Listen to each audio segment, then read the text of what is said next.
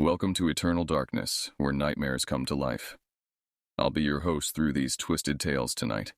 Before we descend into the shadows, remember to like and subscribe to join our growing community of horror enthusiasts. Get comfortable, turn down the lights, and prepare yourself as we begin our journey into the unknown.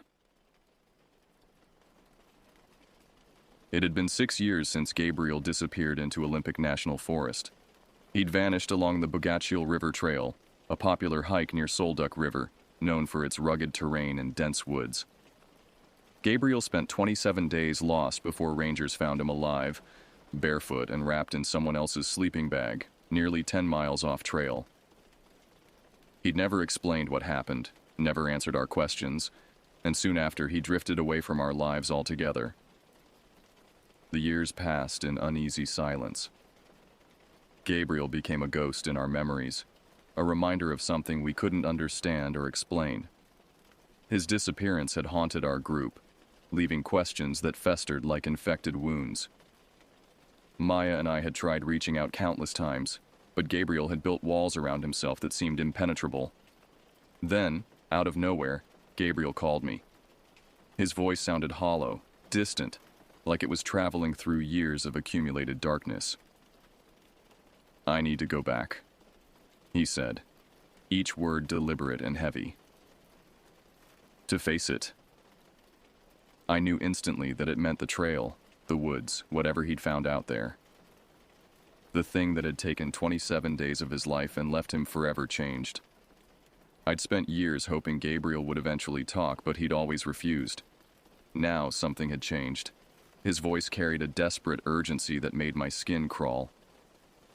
There was something else too. A tremor of fear that he was trying desperately to hide. Maya was skeptical when I told her about Gabriel's call, but insisted she come along, partly out of concern and partly curiosity, I suspect. After all, she'd been just as haunted as I had by his mysterious disappearance.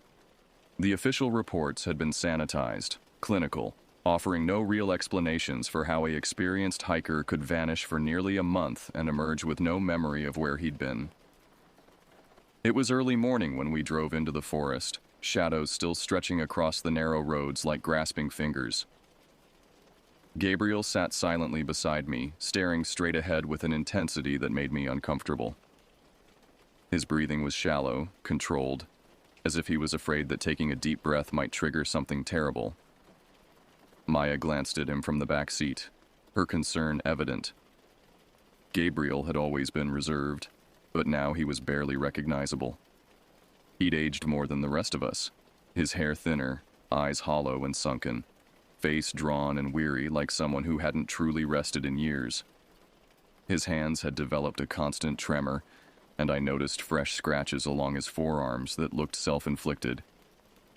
Something else was different too, a restlessness beneath his skin, as if invisible insects were crawling just below the surface. His eyes darted constantly to the windows, scanning the tree line with paranoid intensity. Every shadow seemed to catch his attention. Every movement in the periphery made him tense. At the trailhead, we unloaded our gear with methodical precision, but the air felt thick with unspoken dread. Gabriel stood for a moment, staring at the sign marking the path toward the Unnatural River. His hands shook slightly as he tightened his pack straps, and I noticed his knuckles were white from gripping them so hard. "You okay, Gabriel?" Maya asked quietly, her voice cutting through the oppressive silence. He blinked, startled by her voice as if he'd forgotten we were there. "Yeah," he mumbled, almost too softly to hear. His voice sounded rusty, unused. "Let's go." The hike was difficult, but familiar at first. Wide paths, a steady incline, lush ferns along the trail that seemed to watch our passage. Maya kept up conversation to fill the heavy silence, but her words felt hollow against the weight of Gabriel's presence. He responded briefly, monosyllabic, his attention always somewhere else, ahead or off to the side, as though he expected someone or something to appear suddenly from the brush. I began to notice things that shouldn't have been there. Scratches on trees that looked too deliberate, too uniform. stones arranged in patterns that seemed almost ritualistic. When I pointed them out to Maya, she frowned, but Gabriel's reaction was immediate and violent. He grabbed my arm with surprising strength. "Don't," he whispered urgently. "Don't draw attention to them." Several miles in, we reached the spot where Gabriel had originally vanished. A small wooden post marked the intersection with a disused trail that had once cut toward Appleton Pass, but was now overgrown and almost indistinguishable from the surrounding forest. The vegetation here seemed different, darker, more twisted, as if the very soil had been poisoned. Gabriel stopped dead, eyes locked on the narrow path, disappearing into thick brush. "This was it?" he said, voice flat and emotionless. Maya looked uneasy, and I felt it too. A strange sense of displacement, like standing at the edge of a great void. The air here was different, thicker, charged with an electricity that made my teeth ache. Something was fundamentally wrong about this place. Something that went beyond the normal dangers of wilderness. Gabriel crouched, tracing his fingers along the ground as if trying to recall some crucial detail. His movements were reverent, almost religious, and when he looked up at us, his eyes had darkened to black pools. "We shouldn't stop here," he said, but his voice carried no conviction. The temperature seemed to drop as we stood there. My breath began to mist, despite the mild weather. Maya wrapped her arms around herself, shivering. In the distance, something howled. Not an animal sound, but something that seemed to come from a human throat stretched beyond its natural limits. We continued for another hour, following the main trail deeper toward Slide Lake. Gabriel moved ahead, faster now, urgent in his stride, occasionally glancing back with a look of quiet desperation. His gait had become mechanical, purposeful, as if he was being pulled forward by invisible strings. Maya caught my arm, whispering nervously, "I don't think we should have agreed to this." "We owe it to him," I said softly, trying to reassure myself as much as her. But the words felt empty, meaningless against the growing sense of wrongness that pressed down on us like a physical weight. The forest around us had begun to change. The trees grew closer together, their branches intertwining overhead to block out most of the sky. The undergrowth became denser, more aggressive, with thorns that seemed to reach out and grab at our clothes. The very air felt hostile, thick with spores and the sweet smell of decay. Gabriel's muttering had become more frequent, more urgent. I strained to hear what he was saying, but the words were in no language I recognized. They had a rhythmic quality, like a prayer or incantation, and they made my stomach twist with unease. At dusk, we made camp near an abandoned fire ring, the stones half buried by years of neglect. The ring was larger than it should have been, the stones arranged in patterns that hurt to look at directly. As darkness fell, the temperature plummeted with unnatural speed. Maya set up her tent with shaking hands, while I tried to convince Gabriel to rest, but he shook his head sharply. "I'm staying outside," he insisted, voice strained. "It doesn't want barriers this time." Maya shot me an alarmed look, her eyes wide with fear. I said nothing, unsure how to handle the situation. Gabriel's behavior had moved beyond concerning into genuinely terrifying territory. We ate dinner silently around a small fire that seemed to provide no warmth. Gabriel hardly touched his food, staring intensely into the trees, his eyes reflecting the firelight like an animal's. The flames cast writhing shadows that seemed to move independently of their sources, creating shapes that looked almost human. Occasionally, Gabriel mumbled something under his breath, a series of disconnected words I couldn't catch clearly. But I began to notice that the sounds of the forest, the cricket chirps, the rustling leaves, would pause whenever he spoke, as if the entire wilderness was listening. Later, anxiety gripped my chest like a steel band. I stepped out quietly, needing air, and noticed Gabriel was gone from the fireside. Fear tightened my throat as I scanned the darkness, my eyes struggling to adjust to the profound blackness between the trees. Finally, I saw him, standing barefoot by the riverbank, staring at the black, silent water. He was speaking to something, his voice urgent and pleading. I approached cautiously, my footsteps muffled by the thick moss, until I was close enough to make out his words clearly. "No," he was saying desperately. "No, I'm here now. I told you I'd come back. Please just take me. Leave them alone." I froze, afraid to interrupt, not knowing who or what he might be speaking to. The river made no sound. Even its current seemed to have stopped. The silence was so complete it felt like being buried alive. Before I could react, Gabriel turned suddenly, eyes wide and glassy, illuminated briefly in moonlight. They weren't his eyes anymore. They were too dark, too deep, like looking into abandoned wells. "You shouldn't be here," he whispered hoarsely. "You never should have come. It's hungry, and it's been waiting." A chill crawled down my spine as he brushed past, heading back toward camp without another word. I stood alone, heart pounding, staring into the endless dark of the forest around us. In the distance, something laughed, a sound like breaking glass mixed with screaming. We broke camp early the next morning, none of us having truly rested. Gabriel hadn't said another word since the strange moment by the riverbank, but his silence was somehow worse than his rambling. The trail narrowed, the forest thickened, and each step forward felt heavier, more reluctant. Maya moved closer to me as we walked, casting worried glances toward Gabriel, who had drifted ahead of us. His movements had become inhuman, too fluid, too purposeful. Occasionally he paused and tilted his head, as if listening for something we couldn't hear. When he did this, the forest would go completely silent, as if holding its breath. "You hear anything?" Maya whispered, her voice barely audible. "Nothing," I said, straining to listen past the rustling leaves, my heart beating loudly in my ears. "Just trees." But that wasn't true. There was something else, a low humming that seemed to come from the earth itself, a vibration that I felt in my bones rather than heard with my ears. By midday, the tension had become unbearable. Gabriel was muttering again, quiet fragments of conversation that seemed directed toward someone we couldn't see. He spoke in that same unknown language, his voice taking on different tones and inflections as if he was responding to replies we couldn't hear. His pace quickened, each step pushing deeper into wilderness that grew increasingly alien. The trees here were wrong. Their bark was too dark.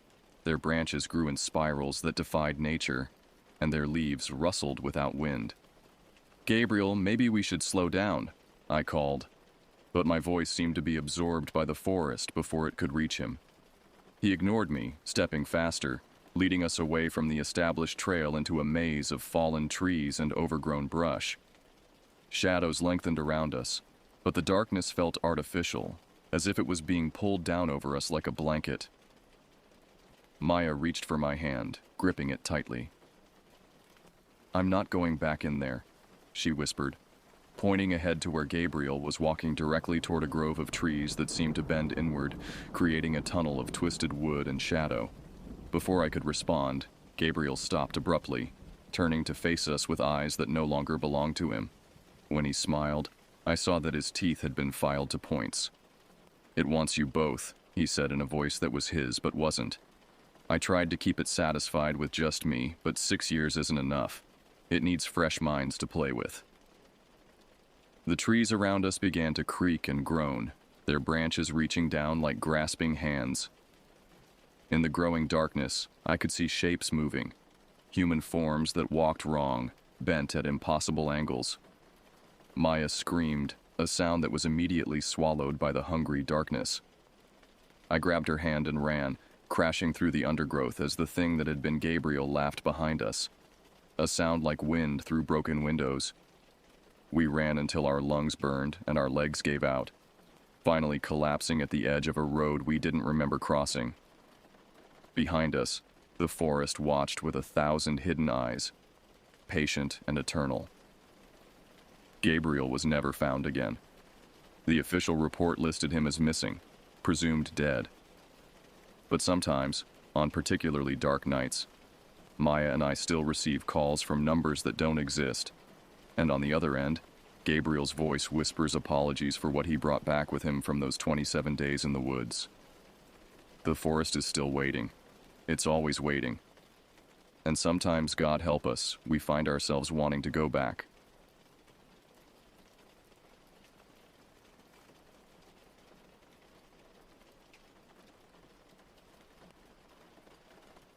I should have heeded the warnings that afternoon when the local ranger station mentioned the recent disappearances. 3 hikers in the past month, all experienced outdoorsmen who knew these mountains like the backs of their weathered hands. But I dismissed their concerns with the arrogance of someone who'd spent countless nights in the wilderness without incident. The Gallatin National Forest had been my refuge for over 15 years, a place where I could escape the suffocating routine of my office job and reconnect with something primal and pure. The truck groaned under the weight of my gear as I navigated the winding mountain roads that October evening in 2020. Beside me, Zeus, my loyal German Shepherd mix, sat alert and excited, his dark ears pricked forward as he watched the landscape change from rolling hills to dense forest. The radio had been crackling with static for the past hour, the signal weakening as we climbed higher into the remote wilderness. The sun hung low on the horizon, painting the aspen trees in brilliant shades of gold and crimson that seemed almost too vivid to be real. The campsite I'd chosen was deliberately isolated, accessible only by a narrow dirt track that wound through miles of unmarked terrain. I'd discovered it during a hunting trip 5 years earlier. A small clearing surrounded by towering pines and ancient oaks, with a natural stone circle that made an ideal fire pit. No cell towers pierced the canopy here, no hiking trails brought curious wanderers, and no park rangers patrolled these forgotten corners of the forest. It was perfect for what I had planned. 3 days of complete solitude beneath the Orionid meteor shower. As we pulled into the clearing, Zeus immediately began his ritual inspection of the perimeter, nose to the ground as he traced invisible scent trails through the underbrush. The familiar sounds of the forest embraced us. The distant call of a barred owl, the rustle of small creatures in the fallen leaves, the whisper of wind through the pine needles overhead. I methodically unpacked my gear, setting up the tent with practiced efficiency while the last rays of sunlight filtered through the canopy above. The fire caught easily, dry kindling crackling as flames licked upward into the gathering dusk. I settled into my camp chair with a steaming cup of coffee. Zeus curled at my feet, his breathing deep and relaxed. This was what I lived for. These moments of perfect peace when the modern world felt like a distant memory. The first stars began to appear overhead, pinpricks of light against the deepening purple sky, and I allowed myself to relax completely for the first time in months. But as full darkness settled over the forest, something began to feel wrong. The usual symphony of night sounds, crickets chirping, owls calling, the distant yip of coyotes, gradually faded to an unnatural silence. Zeus lifted his head, ears rotating like radar dishes, as he scanned the darkness beyond our small circle of firelight. A low growl rumbled deep in his chest, so quiet I felt it more than heard it. The silence stretched on, becoming so complete it felt oppressive, as if the very air had thickened around us.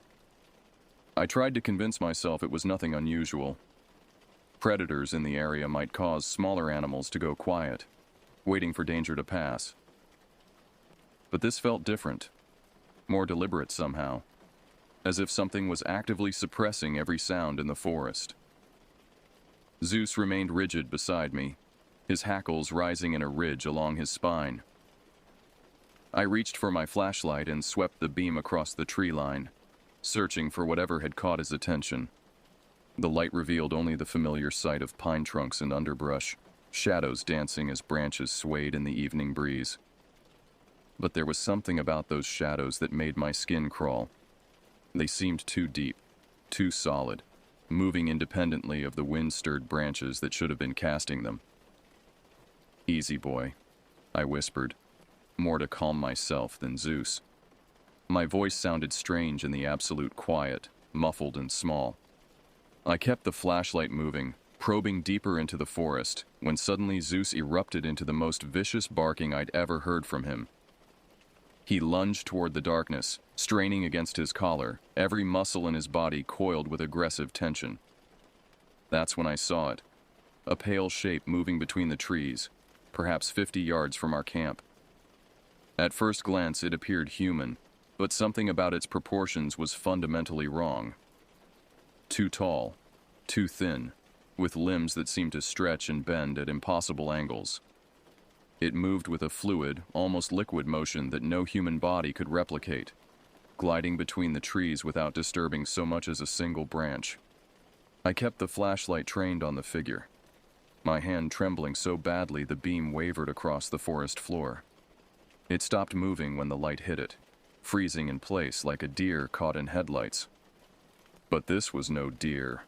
As my beam steadied, I could make out more details that made my stomach lurch with primal terror. The thing stood at least 8 feet tall, its limbs grotesquely elongated and ending in what looked like clusters of pale, twitching fingers. Its head was tilted at a severe angle, cocked to one side as if listening to sounds I couldn't hear. Then it began to turn toward us, and I saw its face.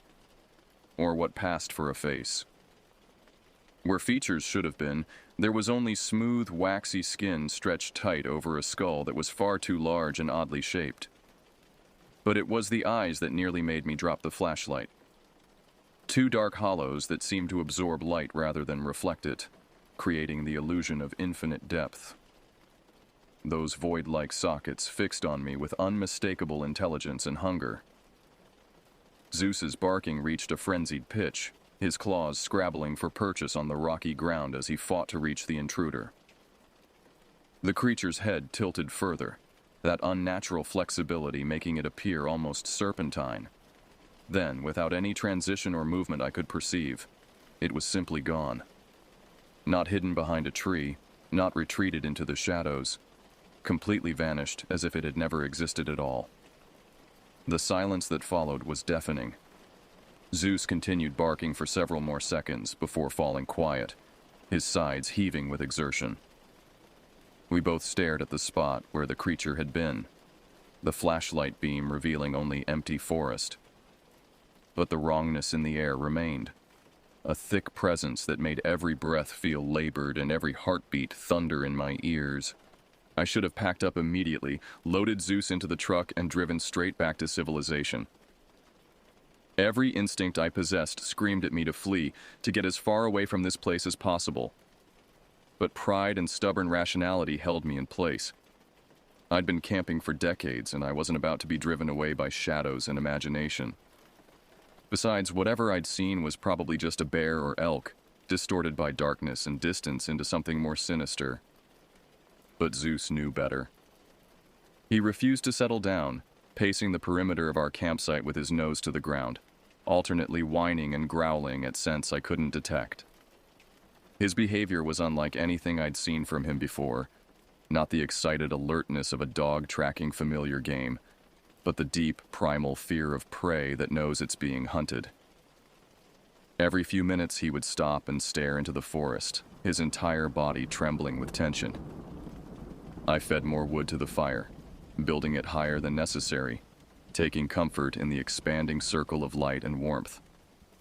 The flames cast dancing shadows on the surrounding trees, and I found myself studying each one, trying to distinguish between normal forest movement and something more sinister. The wind had picked up slightly, causing branches to creak and sway, but underneath those familiar sounds, I began to hear something else. Footsteps.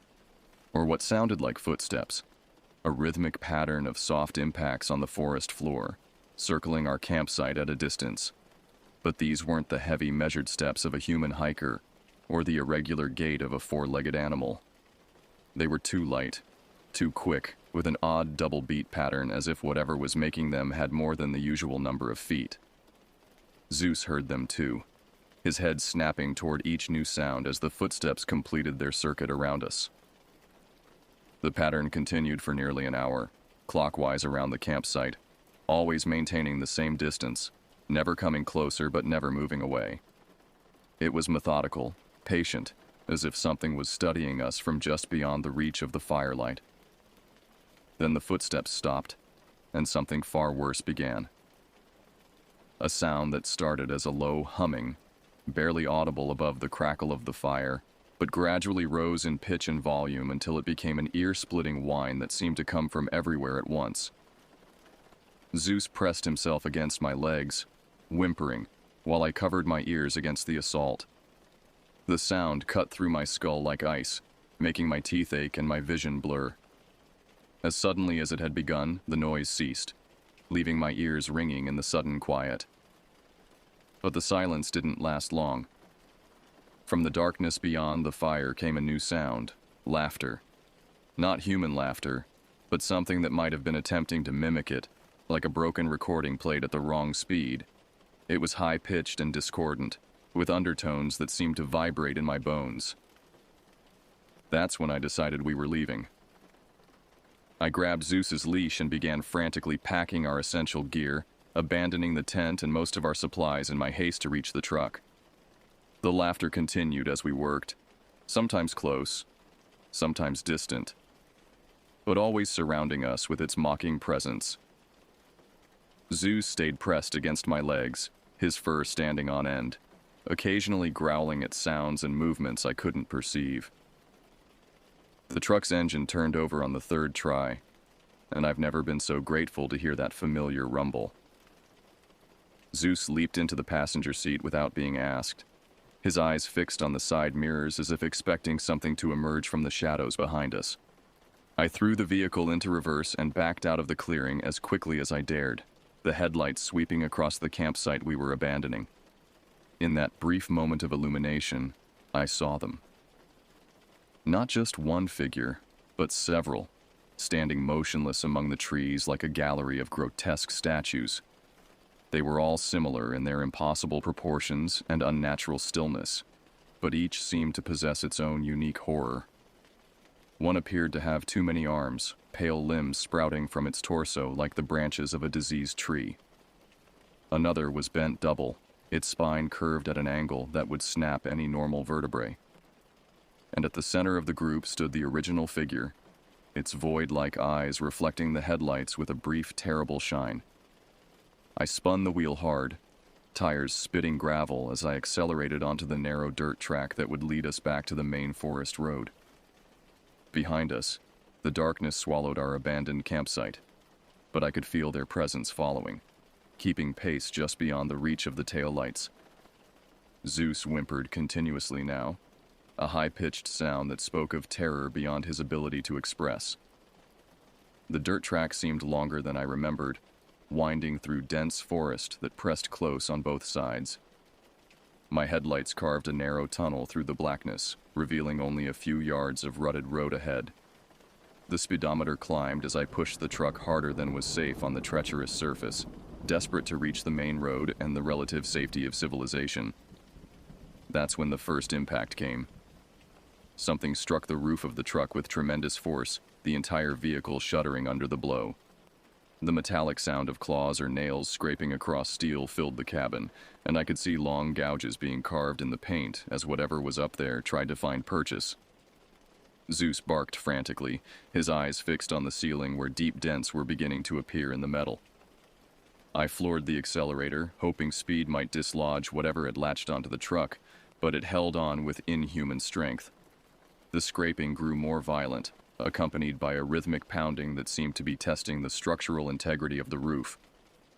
Through the windshield, I caught glimpses of pale, elongated limbs hanging down, fingers that were far too long and ended in what looked like black talons.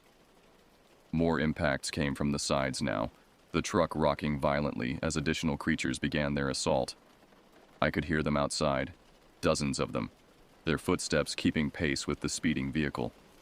Some ran alongside us, their forms barely visible in the peripheral glow of the headlights, while others seemed to leap from tree to tree, branch to branch, with impossible agility.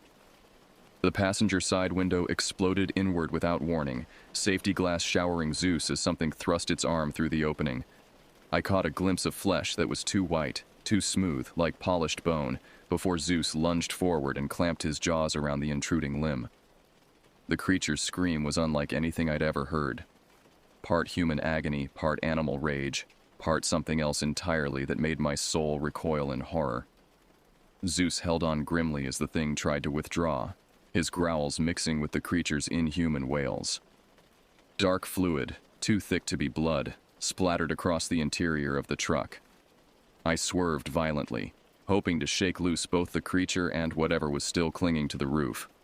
But they maintained their grip with disturbing tenacity. Then I saw the main road ahead, blessed asphalt gleaming in the headlights like a river of salvation. I hit the pavement at dangerous speed, the truck's suspension bottoming out with a bone-jarring crash. For a moment, I thought we were free. The impact stopped, the scraping ceased, and Zeus released his grip on the retreating arm. But as I glanced in the rearview mirror, my relief turned to ice. They were still following, perhaps a dozen of those impossible figures moving across the asphalt with that same fluid, unnatural gait. Their pale forms seemed to glow faintly in the darkness, and they were gaining ground despite the truck's speed. The nearest town was Meridian Creek, a tiny mountain community that consisted of little more than a general store, a gas station, and a few dozen houses scattered among the pines. I'd stopped there countless times over the years, always finding it a peaceful oasis of small-town charm. But now, racing through the darkness with horrors in pursuit, it represented my only hope of survival. The town's lights appeared in the distance like a beacon, and I pressed the accelerator harder, coaxing every bit of speed from the old truck. Behind us, our pursuers maintained their relentless pace, their forms occasionally illuminated by passing streetlights. They moved with a coordination that suggested intelligence, spreading out across the road in a pattern that would have blocked any attempt at escape. I pulled into the parking lot of Murphy's gas station with tires squealing, coming to a stop directly under the harsh fluorescent lights that bathed the area in sterile white illumination. Zeus remained pressed against the floor, his eyes darting between the shattered passenger window and the darkness beyond the light. My hands shook as I fumbled with the door handle, my body refusing to believe we'd reached safety. The bell above the station door chimed cheerfully as I stumbled inside, a normal sound that seemed absurdly out of place after what we'd just experienced. Behind the counter, an elderly man looked up from his newspaper, his weathered face creased with mild concern at my disheveled appearance. "You all right there, son?" he asked, his voice carrying the slow drawl of someone who'd spent his entire life in these mountains. "Look like you seen a ghost." "There's something in the forest," I managed, my voice cracking with strain. "Something that isn't supposed to exist. It followed us, attacked our truck. You need to call the police, the Forest Service, anyone who will listen." Murphy, I recognized him now, though we'd never been formally introduced, set down his paper and studied me with the patient expression of someone accustomed to dealing with rattled tourists. His eyes took in my torn clothing, the scratches on my arms, the wild look that I knew must be etched across my face. "What kind of something?" he asked carefully, as if humoring a child with an overactive imagination. "I don't know," I admitted. "They looked human, but wrong. Too tall, too thin, moving in ways that people can't move. They surrounded our campsite, followed us for miles, attacked the truck." I gestured toward the parking lot, where my vehicle sat under the lights like a wounded animal. "Look at the damage if you don't believe me." Murphy stood slowly, his joints creaking with age, and walked to the window. His expression changed as he saw the truck, the caved-in roof, the shattered passenger window, the long gouges in the paint that could have been made by massive claws. When he turned back to me, the skepticism had been replaced by something else. Recognition. "You're not the first one to come in here with a story like that," he said quietly. "Been happening more often lately, especially in the past few months. Campers, hikers, hunters, all talking about things in the forest that shouldn't be there. Most folks don't believe them, write it off as cabin fever or too much whiskey around the campfire. But you believe me," I said, and it wasn't a question. I've lived in these mountains for 73 years, Murphy replied. Seen things that would make a preacher question his faith. The forest has been changing, getting darker. Things moving through it that weren't there before. The animals know it too. Been acting strange, staying closer to town, like they're afraid to go too deep into the trees. He walked back to the counter and pulled out a well-worn logbook, flipping through pages covered with handwritten entries. Started keeping track after the third person came in here babbling about monsters in the woods. Got entries going back 6 months now, all describing similar encounters. Zeus suddenly erupted into frantic barking, his voice echoing through the small building. We both turned toward the windows, and what I saw there made my knees nearly buckle. They were at the edge of the lighted area, perhaps 20 of them now, standing motionless like an army of nightmares. The harsh fluorescent lights seemed to pain them somehow. They swayed slightly, as if fighting against an invisible barrier. But they didn't retreat. God in heaven, Murphy whispered, his voice filled with awe and terror. I ain't never seen so many of them at once.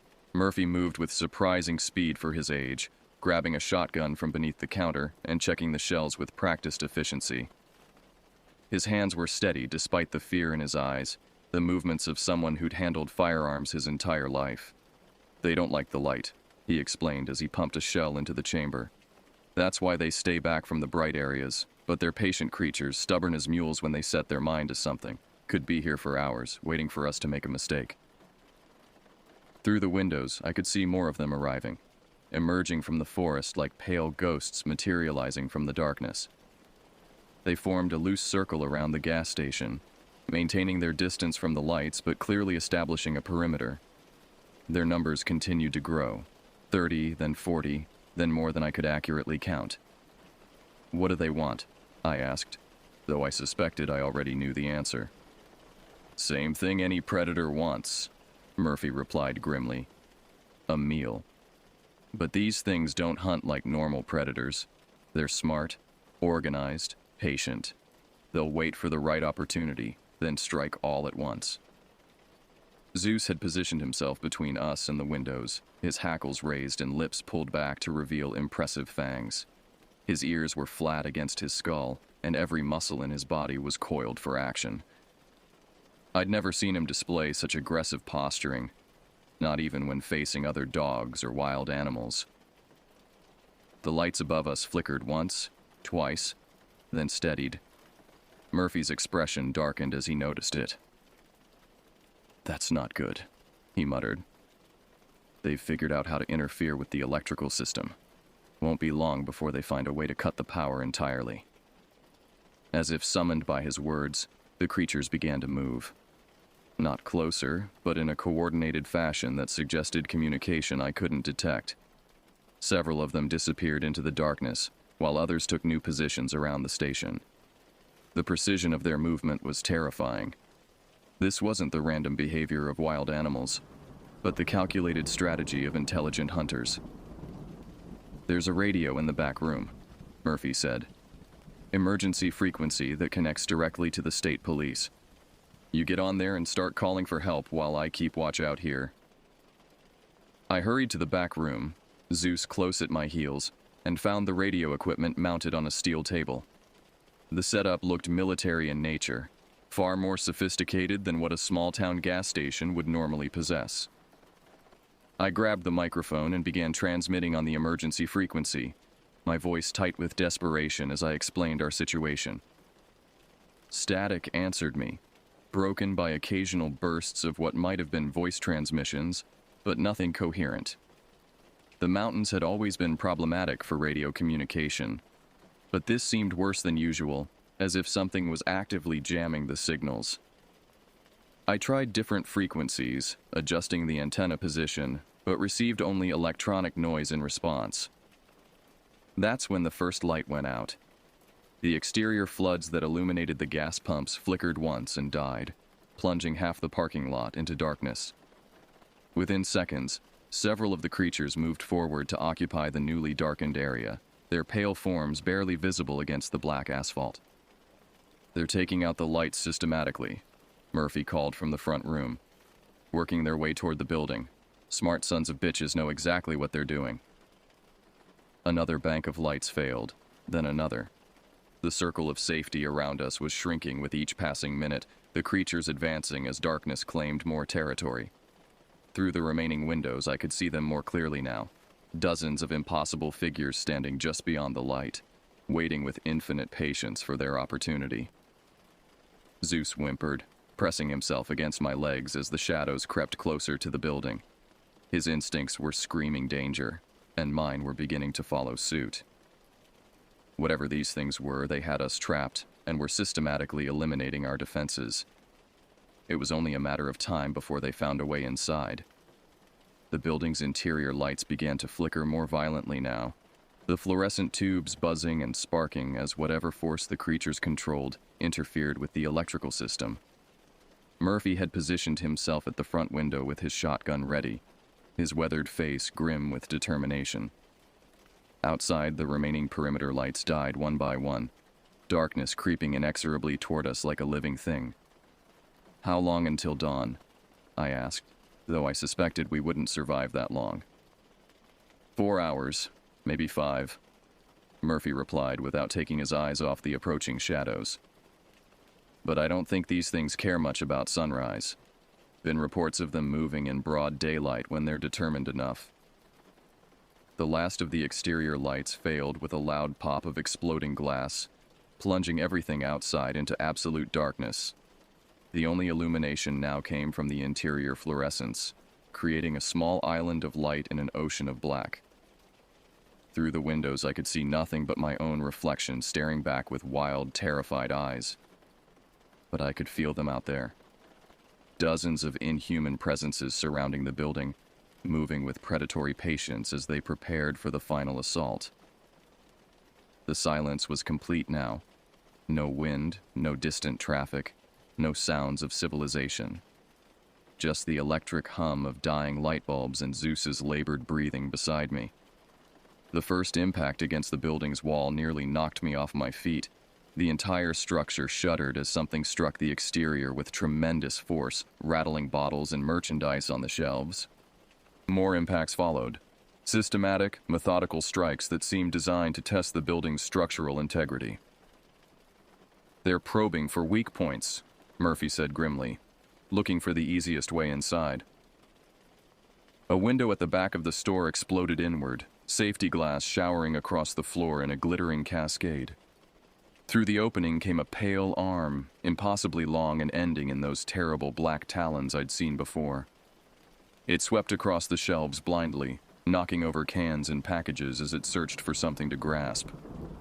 Murphy spun and fired, the shotgun blast deafening in the confined space. The arm jerked back with an inhuman shriek, dark fluid splattering the walls where it had been. But within seconds, another arm thrust through a different window, then another, until half a dozen of those nightmare appendages were reaching into our shrinking sanctuary. Zeus launched himself at the nearest intrusion, his jaws clamping down on pale flesh with savage determination. The creature's scream was like broken glass scraping against steel, and it tried desperately to withdraw, but Zeus held on with grim tenacity. Dark fluid, too thick to be blood, poured from the wound onto the floor. I grabbed a baseball bat from behind the counter and began swinging at the other arms, my strikes driven by pure terror and adrenaline. Each impact sent vibrations up through the wooden handle, but the creatures seemed largely immune to pain, continuing their blind groping despite the damage I was inflicting. The front door's glass suddenly cracked in a spiderweb pattern, then shattered completely.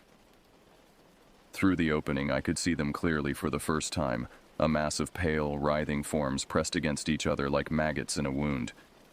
Their faces, what passed for faces, were turned toward us with unmistakable hunger.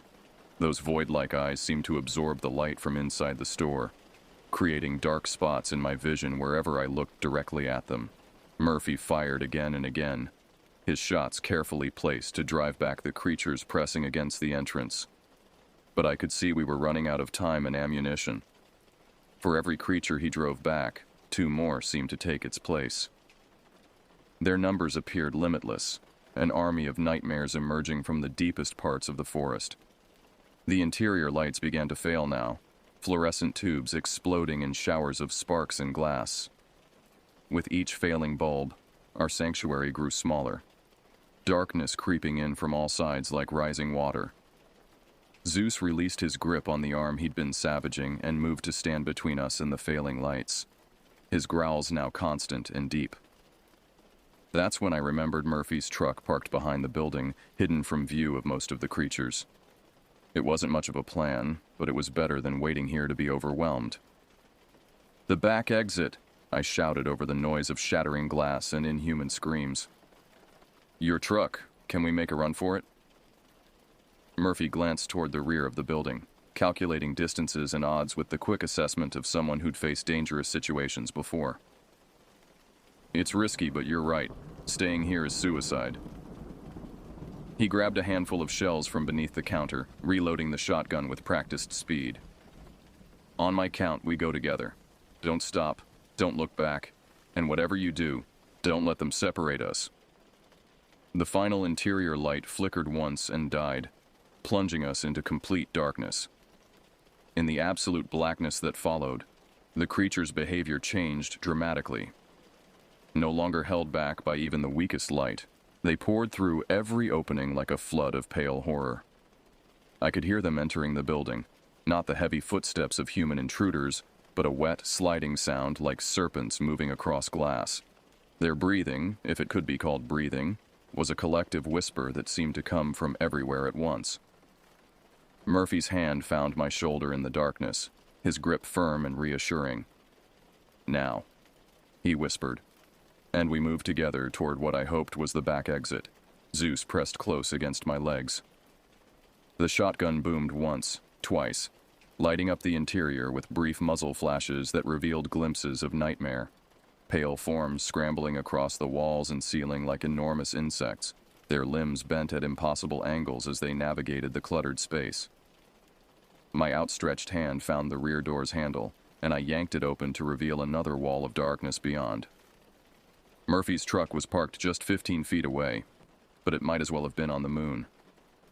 The space between us and salvation was filled with moving shadows, creatures that had circled around to cut off our escape route. "Go!" Murphy shouted, pushing me forward while firing into the massive bodies blocking our path. His shots carved a temporary corridor through their ranks, and we stumbled forward into the chaos. Zeus barked frantically, snapping at anything that moved too close while I swung the baseball bat with desperate strength at the pale forms that reached for us. The truck's door handle felt like a lifeline under my fingers. I yanked it open and shoved Zeus inside, then dove after him as Murphy backed toward us, still firing methodically at the creatures pressing in from all sides. His movements were those of an old soldier, conserving ammunition while making every shot count. "Get in!" I screamed, but Murphy shook his head grimly. "Engine won't start with all of us in the cab," he called back. "Too much weight, too much interference. You go. Get to the state police. Tell them what's happening here." Before I could protest, he slammed the driver's door shut and slapped the window twice.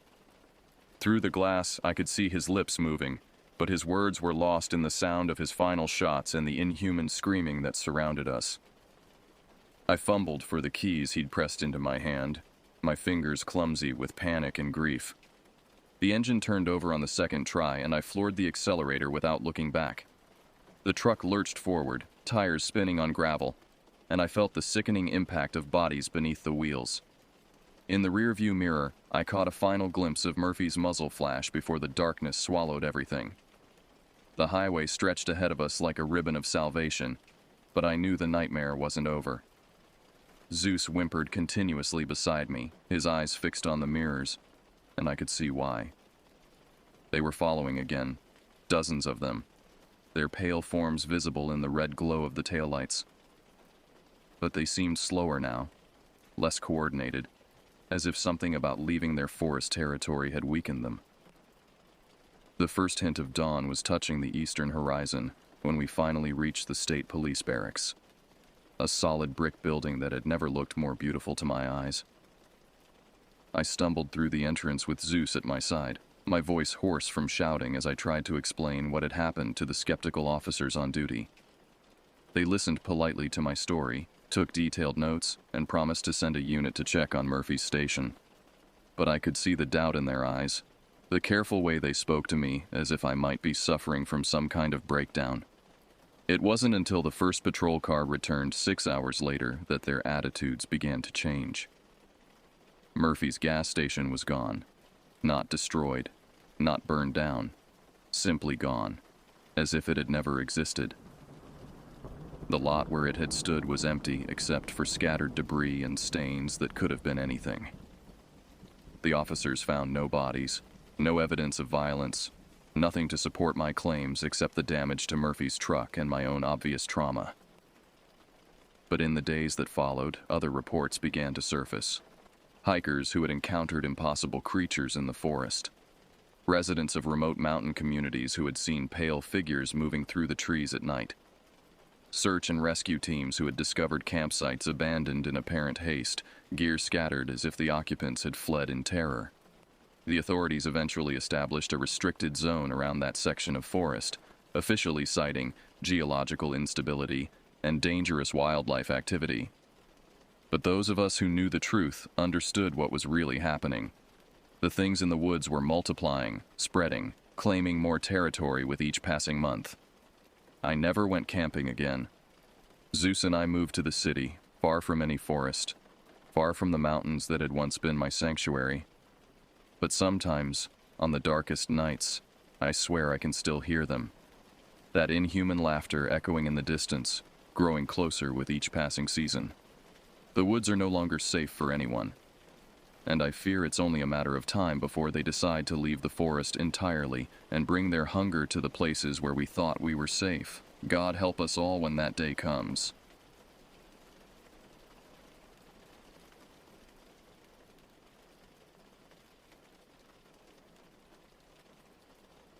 I always thought Oakwood Grove National Forest was my sanctuary, a place where the chaotic noise of the world fell silent, replaced by the rustle of leaves and the whisper of the wind. I'd spent the better part of 2 decades as a park ranger, patrolling the remote expanses of this wilderness that few had the patience or desire to explore. The deeper you went, the more the forest seemed to close in on itself, swallowing trails and landmarks, as if it wanted to keep its secrets hidden. My name is Alex Thornton, and I've called these woods home since I was fresh out of college, eager to escape the confines of city life and immerse myself in nature. Now, at 43, I couldn't imagine being anywhere else. The forest had become a part of me, its rhythms as familiar as my own heartbeat. It was late October 2019. The weather had turned crisp, and the trees were a kaleidoscope of orange and red. The season brought a wave of visitors eager to capture the last vestiges of autumn before winter cloaked the land in snow. But the numbers dwindled as the days grew shorter, and by the end of the month, the park was nearly empty, save for the occasional hiker or hunter. I was on a routine patrol when I first heard about the missing girl. The call came over my radio just as I was finishing up my rounds near Whispering Pines Campground, a popular spot for weekend warriors looking to get a taste of the great outdoors without venturing too far from civilization. "Alex, you there?" The voice belonged to Sarah Martinez, one of our newer rangers. She'd only been with us for a year, but she'd already proven herself to be sharp and reliable. "Go ahead, Sarah," I responded, my breath forming small clouds in the chilly air. "We've got a situation. A group of campers just reported their friend missing. She went for a hike yesterday afternoon and never came back." I felt a knot form in my stomach. In my years at Oakwood Grove, we'd had our share of lost hikers, but something in Sarah's voice told me this was different. "I'm on my way back to HQ now," I said, already turning towards my truck. "Fill me in on the details." As I drove back to the ranger station, Sarah briefed me on what we knew. The missing girl's name was Lily Chen, a 21-year-old college student who had come to the park with a group of friends for a weekend of camping. They'd set up at Whispering Pines, a safe, well-trodden spot where you could still see the glow of other campfires in the distance. Lily had wandered off on her own one afternoon, probably looking to take some pictures or enjoy the solitude. but she never came back. Her friends searched for her, shouting her name until their voices were hoarse, but there was no sign of her. By the time they reported her missing to the park headquarters, night had already fallen, and the search was delayed until morning. I pulled into the parking lot of our small ranger station, a rustic log cabin that had stood watch over Oakwood Grove for nearly a century. As I walked in, I could feel the tension in the air. Sarah was there, along with our chief ranger, Frank Delgado, and a group of 4 young people who looked like they hadn't slept in days. One of them, a tall young man with dark hair and red-rimmed eyes, stood up as I entered. "Are you in charge here?" he asked, his voice strained with worry and fatigue. I shook my head. "That would be Chief Delgado," I said, nodding towards Frank. "I'm Ranger Thornton. I'll be helping with the search." Frank motioned for me to join them at the large map of Oakwood Grove spread out on the table. "Alex, this is Jason, Mia, Dev, and Zoe," he said, indicating each of the young people in turn. "They're Lily's friends." I nodded to each of them, noting the fear and guilt etched on their faces. They were young, barely out of their teens, and clearly shaken. Jason, the one who had spoken to me, kept repeating how they should have stayed together, how it was his fault for letting Lily go off alone. "Did she mention where she was going?" I asked, jotting down notes in my weathered notebook. Jason shook his head. "No, she just said she wanted to explore a bit, take some pictures. We thought she'd be back in an hour or so." The others nodded, their expressions a mix of guilt and fear. They weren't the first to lose someone in Oakwood Grove. The park had a reputation, not widely known, but whispered among locals. People went missing here. It didn't happen often, but when it did, they were rarely found. The ones who were, well, they came back different, if they came back at all. I pushed those thoughts aside, focusing on the task at hand. "All right," I said, turning to Frank. "What's our plan?"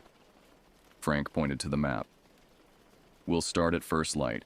2 teams, one heading east from the campsite, the other west. We'll comb through in a grid pattern, focusing on the areas within a 5-mile radius of where Lily was last seen." I nodded, already mentally preparing for what would likely be a long and grueling search. As I looked at the worried faces of Lily's friends, I felt a renewed sense of determination. We would find her. We had to. Little did I know that this search would lead us down a path darker and more terrifying than anything I had encountered in my years at Oakwood Grove. The forest I thought I knew so well was about to reveal its deepest, most chilling secrets. The next morning dawned cold and gray, a thin mist clinging to the trees like a shroud. I arrived at the ranger station just as the first hints of light were creeping over the horizon. The parking lot was already full, a mix of our own rangers and volunteers from the nearby town of Millbrook. Frank was there, looking like he hadn't slept a wink. He probably hadn't. Missing person cases always hit him hard, especially when they involved young people. "Morning, Alex," he said, his voice gruff with fatigue. "Ready to head out?" I nodded, double-checking my pack. Water, first aid kit, emergency rations, flares. Everything I might need for a long day in the woods. "Any updates?" I asked, though I already knew the answer. Frank shook his head. "Nothing. Lily's friends stayed at the campsite all night hoping she might find her way back. No luck." I felt a twinge of unease. In my experience, if a lost hiker didn't turn up within the first 24 hours, the chances of finding them alive dropped dramatically. But I pushed that thought aside. We had work to do.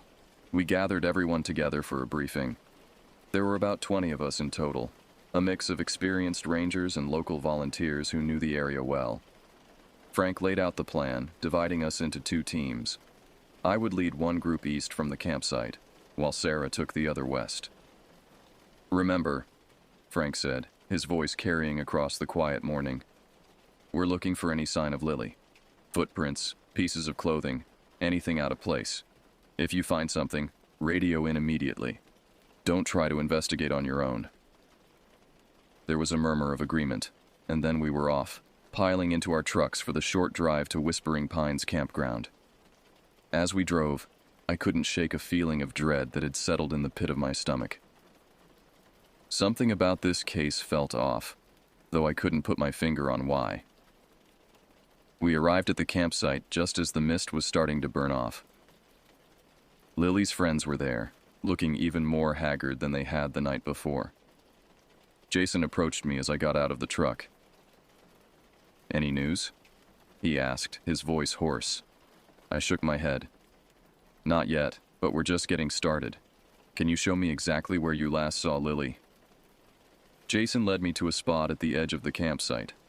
There was a small trail leading into the woods, barely more than a game path. "She went that way," he said, pointing. "Said she wanted to get some pictures of the fall colors." I nodded, making a mental note. It wasn't much to go on, but it was a start. "All right. We'll focus our search in that direction. You and your friends should stay here in case she comes back."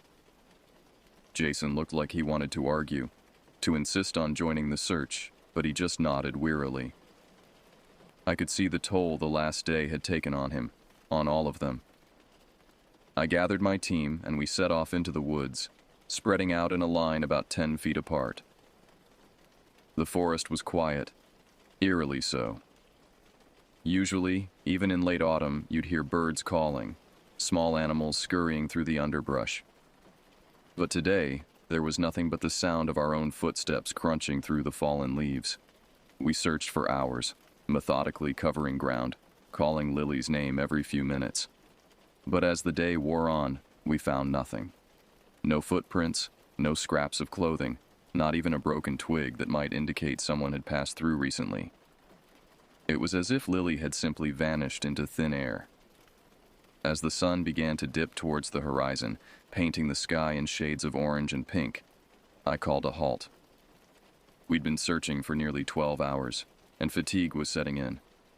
Pushing on in the dark would be dangerous and likely fruitless. We made our way back to the campsite, where Sarah's team was also returning. The look on her face told me they'd had no more luck than we had. Lily's friends were still there, huddled around a small campfire. The hope that had been in their eyes that morning was fading, replaced by a growing despair. I approached them, dreading the conversation I was about to have. "I'm sorry," I said, my voice low. "We didn't find anything today, but we're not giving up. We'll be back out at first light tomorrow." Jason looked up at me, his eyes red-rimmed and hollow. "She's still out there," he said, his voice barely above a whisper. "She has to be." I nodded, not trusting myself to speak. I wanted to reassure them, to tell them that we'd find Lily safe and sound. But I'd been a ranger long enough to know better than to make promises I couldn't keep. As I turned to leave, Mia, one of the other friends, spoke up. "There's something else," she said, her voice trembling slightly. "Something we didn't mention before." I turned back, my interest piqued. "What is it?" Mia glanced at the others as if seeking permission. They nodded, and she continued. "The day before Lily disappeared, we saw someone. A man, out in the woods." "That's not unusual," I said. "Lots of hikers and campers come through here." "No, this was different," Mia insisted. "He was strange, dirty, like he'd been living out here. And the way he looked at us, it was creepy." I felt a chill run down my spine that had nothing to do with the cooling evening air. "Can you describe him?" Mia nodded. "Tall, skinny, long, greasy hair, and his face. It just didn't look right. Like he'd been out here too long, you know?" I did know. Oakwood Grove attracted its share of drifters and loners, people who preferred the company of trees to that of other humans. Most of them were harmless, but there were stories. Stories of those who'd gone mad from the isolation, who'd turned feral, dangerous. "Why didn't you mention this before?" I asked, trying to keep the frustration out of my voice. "We didn't think it was important," Jason said. "Lots of weird people come through here, and we didn't see him again after that first time." I nodded, making a mental note to inform Frank about this new development. It might be nothing, but in a case like this, every detail mattered. "All right," I said. "Thank you for telling me. If you remember anything else, anything at all, let us know immediately." As I walked back to my truck, my mind was racing. The strange man might have nothing to do with Lily's disappearance, but my instincts were screaming that there was a connection. And in all my years as a ranger, I'd learned to trust my instincts. I radioed Frank, filling him in on what Lily's friends had told me. He agreed that it was worth looking into and said he'd contact the local sheriff's office to see if they had any information on drifters or transients in the area. As I drove back to the ranger station, the forest around me seemed to grow darker, more menacing. The trees that had always been a source of comfort now felt like they were hiding secrets, concealing dangers I couldn't begin to understand. For the first time in years, I felt like a stranger in these woods, and I couldn't shake the feeling that whatever had happened to Lily Chen, it was just the beginning of something much darker and more terrifying than anything Oakwood Grove had seen before. The next few days passed in a blur of exhaustive searches and growing frustration. We expanded our search area, bringing in more volunteers and even a team with search dogs. But it was as if Lily Chen had simply ceased to exist. There was no trace of her, no clue as to where she might have gone. The atmosphere in Oakwood Grove had changed. The usual peace and tranquility of the forest had been replaced by a palpable tension. Even the most experienced rangers among us were on edge, jumping at shadows and unexpected sounds. It was on the fourth night of the search that things took a turn for the truly bizarre. I was at the makeshift command center we'd set up near Whispering Pines, poring over maps and trying to figure out where we might have missed something. The night was unusually still, the silence broken only by the occasional hoot of an owl or the rustling of leaves in a faint breeze. Suddenly, Jason burst into the tent, his eyes wild with a mixture of fear and hope. "I heard her," he gasped, struggling to catch his breath. "I heard Lily." I was on my feet in an instant. "Where? When?" "Just now," he said, pointing towards the dense woods to the east of the campsite. It was faint, but I'm sure it was her voice. She was calling for help. I grabbed my gear and radioed for backup. Within minutes, a small team had assembled, and we set off in the direction Jason had indicated. The forest seemed to close in around us as we moved deeper into the woods, the beam of our flashlights barely penetrating the thick canopy above. We called Lily's name, our voices echoing unnaturally in the still night air. But there was no response. After an hour of fruitless searching, I was beginning to think that Jason's mind had been playing tricks on him. The stress and lack of sleep could easily lead to auditory hallucinations. But then I heard it too. A faint sound, barely audible over the rustle of leaves. It sounded like a voice, but it was unlike any human voice I'd ever heard. It was high-pitched, almost keening, and seemed to come from everywhere and nowhere at once. "Did you hear that?" I whispered, my hand instinctively going to the hunting knife at my belt. The others nodded, their faces pale in the harsh light of the flashlights. We stood still, straining our ears. The sound came again, louder this time. It was definitely a voice, but the words were indistinct, garbled as if coming from underwater. And then, as suddenly as it had started, the voice stopped. The silence that followed was deafening. "What the hell was that?" one of the volunteers whispered, his voice shaking. I shook my head, unable to form a coherent response. In all my years in these woods, I'd never experienced anything like this. It was unsettling, to say the least. We continued our search for another hour, but found nothing. No sign of Lily, no source for the strange voice we'd heard. As we made our way back to the campsite, I couldn't shake the feeling that we were being watched. The forest that had always been my home now felt alien and threatening. Back at the command center, I reported what had happened to Frank. He listened with a frown, his weathered face creased with worry. "I don't like this, Alex," he said when I'd finished. First, the girl disappears without a trace, then this, whatever it was. Something's not right here. I nodded in agreement. What do you think we should do? Frank sighed, rubbing his temples. For now, we keep searching, but I'm going to call in some additional help. This is starting to feel like more than just a missing person case. As I left Frank's office, I saw Lily's friends huddled together near the edge of the campsite. They looked shell-shocked, the hope that had sustained them for the past few days giving way to a growing dread. I approached them, feeling the weight of responsibility heavy on my shoulders. Any news? Mia asked, her voice barely above a whisper. I shook my head. Nothing concrete, but we're not giving up. Jason looked up at me, his eyes haunted. It's not just Lily, is it? There's something wrong out there. I hesitated, unsure of how much to reveal. But these kids had already been through so much. They deserved the truth, or at least as much of it as I could give them. We're not sure what's going on, I admitted. But I promise you we're doing everything we can to find Lily and get to the bottom of this.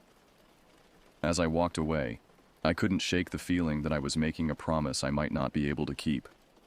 The next morning, I woke to the sound of unfamiliar voices outside my cabin. Peering out the window, I saw Frank talking to a group of men I didn't recognize. They were dressed in civilian clothes, but something about their bearing screamed law enforcement. I quickly dressed and made my way outside. Frank saw me approaching and waved me over. Alex, he said, I'd like you to meet Agent Simmons and his team. They're here to help with the investigation. I shook hands with Simmons, a tall, lean man with close cropped gray hair and piercing blue eyes. FBI? I asked. Simmons nodded. Special unit. We deal with unusual cases. There was something in the way he said unusual that sent a chill down my spine. I'd always prided myself on being a rational person, someone who dealt in facts and evidence. But the events of the past few days had shaken that belief to its core. What can you tell us about the girl's disappearance? Simmons asked as we walked towards the command center. I filled him in on everything we knew, including the strange encounter Lily's friends had reported and the bizarre noises we'd heard in the woods. Simmons listened intently, his face betraying no emotion. And you've never experienced anything like this before? He asked when I'd finished. I shook my head. Never. Oakwood Grove has always been a peaceful place. Until now. Simmons nodded, as if confirming something to himself. We'll need to speak with the friends again, and I'd like to see where you heard those sounds last night. The rest of the day was a blur of activity. Simmons and his team interviewed everyone involved in the search, pored over our maps, and combed through the area where we'd heard the strange voices. They were thorough and professional, but I couldn't shake the feeling that they knew more than they were letting on. It was late afternoon when one of the local volunteers, a man named Tom, who'd lived in the area his whole life, approached me with a worried look on his face. Alex, he said, his voice low. There's something you should know. Something I should have mentioned earlier, but, well, I didn't want to sound crazy. I felt my stomach tighten. What is it, Tom? He glanced around as if afraid of being overheard. You remember that story about the hermit? The one who supposedly lived deep in the woods? I nodded. It was an old local legend, one I'd always dismissed as campfire talk. The story went that decades ago, a man had gone into the deepest part of Oakwood Grove and never come out. Over the years, hikers claimed to have seen him, describing a wild-looking man with long hair and tattered clothes. What about it? I asked. Tom swallowed hard. I think I saw him. About a week before the girl went missing. I was out checking my traps, and I saw this figure. At first I thought it was just a shadow, but then it moved. It was a man, Alex, but not like any man I've ever seen. His skin was pale, almost gray, and his eyes... God, his eyes were like nothing I've ever seen before. I felt a chill run down my spine. Why didn't you report this? Tom shook his head. Who'd believe me? Hell, I barely believed it myself. But after what's been happening, I thought you should know. I thanked Tom for the information and immediately went to find Simmons. The agent listened to my report with the same impassive expression he'd worn all day. We'll look into it, he said when I'd finished.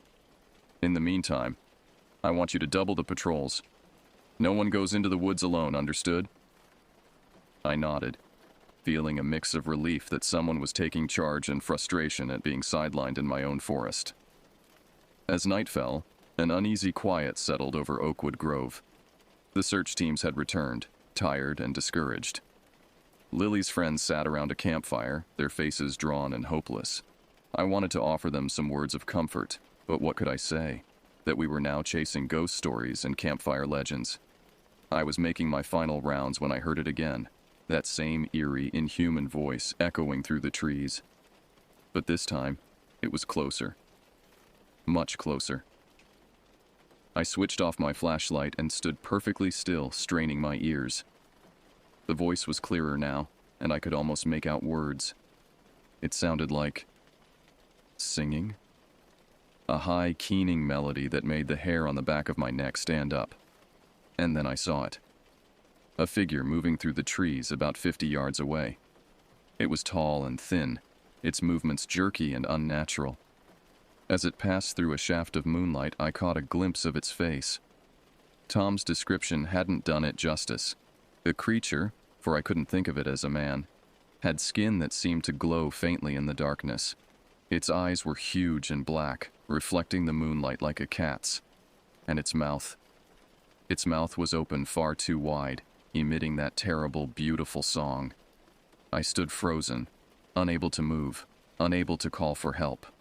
The creature turned its head, and for a moment, its eyes locked with mine. I felt a wave of cold wash over me, and in that instant, I understood why Lily had vanished without a trace. Why people went missing in these woods and were never seen again. The thing in the forest wasn't just a hermit or a madman. It was something else entirely. Something that didn't belong in our world. As the realization hit me, the creature's song reached a crescendo. The world around me began to blur and shift, the trees seeming to bend and twist in impossible ways. I felt a pulling sensation, as if some invisible force was trying to drag me forward. With every ounce of willpower I possessed, I tore my gaze away from those hypnotic eyes and ran. I ran faster than I ever had in my life, branches whipping at my face, roots threatening to trip me at every step. But I didn't stop. I couldn't stop. Because I knew that if I did, if I looked back even for a moment, I would be lost. Just like Lily. Just like all the others who had vanished in Oakwood Grove over the years. As I burst into the clearing where our command center was set up, I saw Simmons and his team gearing up, their faces grim and determined. They took one look at me and seemed to understand. "You saw it," Simmons said. It wasn't a question. I nodded, still struggling to catch my breath. What? What is that thing? Simmons checked his weapon, his face set in hard lines. Something that doesn't belong here. Something we're going to send back where it came from. As the team moved out into the darkness, I realized that my understanding of the world had changed forever. Oakwood Grove, my sanctuary, my home, would never be the same again. And somewhere in the depths of the forest, that unearthly song continued, calling to something beyond our comprehension. The next few hours were a blur of frantic activity. Simmons and his team moved with practiced efficiency, setting up a perimeter around the area where I'd seen the creature. They brought out equipment I'd never seen before, devices that beeped and whirred, giving off readings that meant nothing to me but seemed to concern the agents deeply. I found myself relegated to the sidelines, my years of experience in these woods suddenly meaningless in the face of whatever we were dealing with. Frank stood beside me, his face ashen in the harsh glare of the floodlights we'd set up. "What the hell is going on, Alex?" he asked, his voice barely above a whisper. I shook my head. I wish I knew, Frank. I really wish I knew. As dawn broke, casting a pale, sickly light over the forest, Simmons approached us. He looked tired, the lines on his face deeper than they had been the day before. "We've got a problem," he said without preamble. "Whatever this thing is, it's not just hiding in the woods anymore. It's changing them." "What do you mean, changing them?" I asked, a knot of dread forming in my stomach. Simmons ran a hand through his hair. "It's hard to explain. The topology of the forest is shifting. Landmarks aren't where they should be. It's like reality itself is bending around this creature." I thought back to the night before, how the trees had seemed to twist and warp as the creature sang. I'd attributed it to fear and adrenaline, but what if it had been real? "What about Lily?" Frank asked. "Is there any chance she's still—" He couldn't finish the sentence, but we all knew what he meant. "Is there any chance she's still alive?" Simmons's face softened slightly. "We don't know, but if she is, our best chance of finding her is to locate the source of these disturbances." "And how do we do that?" I asked. "We go in," Simmons said simply. "A small team, moving fast and light. We find the heart of this thing, and we end it." I nodded, straightening up. "I'm coming with you." Simmons looked like he wanted to argue, but something in my expression must have convinced him. "All right, but you follow my lead, understood? This isn't like anything you've dealt with before." As we prepared for the mission, I couldn't help but think of Lily's friends. They were still here, refusing to leave until they knew what had happened to her. I approached them, feeling the weight of responsibility heavy on my shoulders. "We think we've found a lead," I told them, choosing my words carefully. "We're going in to investigate." Jason stood up, his face set in determination. "We're coming too." I shook my head firmly. "Absolutely not. It's too dangerous." "She's our friend," Mia argued. "We can't just sit here and do nothing." I understood their frustration, their need to act, but I also knew that I couldn't risk any more young lives. "The best thing you can do for Lily right now is stay here and stay safe," I said. "I promise you, we're doing everything we can to find her." They didn't look happy, but they nodded reluctantly. As I turned to go, Jason caught my arm. "Bring her back," he said, his voice cracking slightly. "Please." I nodded, not trusting myself to speak. The weight of their hope, their trust, felt almost unbearable. An hour later, our small team was ready to move out. Besides Simmons and myself, there were two other agents, a woman named Rodriguez and a man called Chen. They carried an array of equipment I didn't recognize, along with more conventional weapons. As we prepared to enter the woods, Simmons gathered us for a final briefing. "Remember, stick together. The forest isn't behaving normally. If you get separated, you may not be able to find your way back. And whatever you do, if you hear that singing, don't listen. Block it out however you can." We nodded grimly and set off into the trees. Almost immediately, I could tell something was wrong. The forest I'd known like the back of my hand for 20 years suddenly felt alien and threatening. Familiar landmarks were missing or in the wrong places. The very air felt thick and heavy, as if we were walking through water instead of air. We'd been walking for what felt like hours, though my watch insisted it had only been 45 minutes when Rodriguez's equipment began to beep insistently. "We're close," she said, her voice tense. "The readings are off the charts." And then we heard it. That same haunting, inhuman song that had nearly ensnared me the night before. I saw Chen stumble, his eyes going wide and unfocused. "Chen!" Simmons barked. "Focus!" The agent shook his head as if to clear it, but I could see the strain on his face. Whatever this thing was, its power was growing. We pushed on, the song growing louder with every step. The forest around us was changing more dramatically now. Trees bent at impossible angles, their branches reaching out like grasping hands. The ground beneath our feet shifted and roiled, making every step a challenge. And then, suddenly, We were there.